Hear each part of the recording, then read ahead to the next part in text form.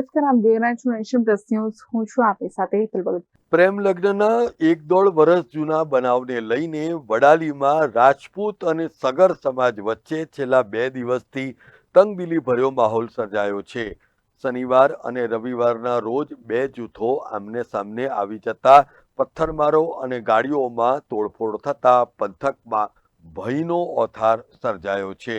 પરિસ્થિતિને કાબૂમાં લેવા માટે સાબરકાંઠા પોલીસે 6 ટીયર ગેસના સેલ છોડવાની પણ ફરજ પડી હતી. આ ઘટના બાદ સગર સમાજે વડાલી પોલીસ સ્ટેશનમાં 11 લોકો વિરુદ્ધ ફરિયાદ પણ નોંધાવી હતી. અત્રે ઉલ્લેખનીય છે કે 1.5 વર્ષ પૂર્વે રાજપૂત સમાજની યુવતી અને સગર સમાજના યુવકે ભાગીને પ્રેમ લગ્ન કર્યા હતા. તે સમયે બંને સમાજે હસ્તક્ષેપ કરીને યુવતીને તેના પિતાના ઘરે મોકલી આપી હતી. જો કે 1 અઠવાડિયા બાદ આ યુવતીએ પિતાના ઘરે રહેવાનો ઇનકાર કરતા તેને પોલીસ મારફતે હિંમતનગરના નારી ગૃહ ખાતે મોકલી આપવામાં આવી હતી. આ મામલાને લઈને શનિવારના રોજ રાજપૂત સમાજના લોકોએ સગર સમાજના વિસ્તારમાં પથ્થરમારો કરીને મકાનોની બારીના કાચ અને સીસીટીવી કેમેરા સહિતની વસ્તુઓને નુકસાન પહોંચાડ્યું હતું.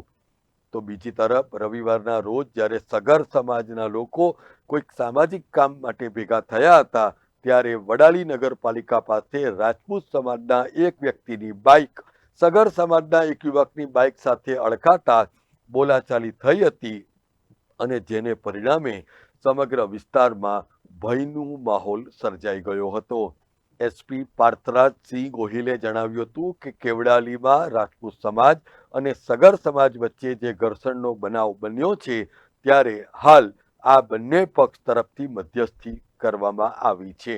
એટલું જ નહીં પરંતુ બંને પક્ષના આગેવાનોએ પરિસ્થિતિને શાંતિપૂર્ણ બનાવી રાખવા માટે પણ પોલીસને હૈયાધારણ આપી છે. Jitendra Solanki, nation plus news, Sabarkantha.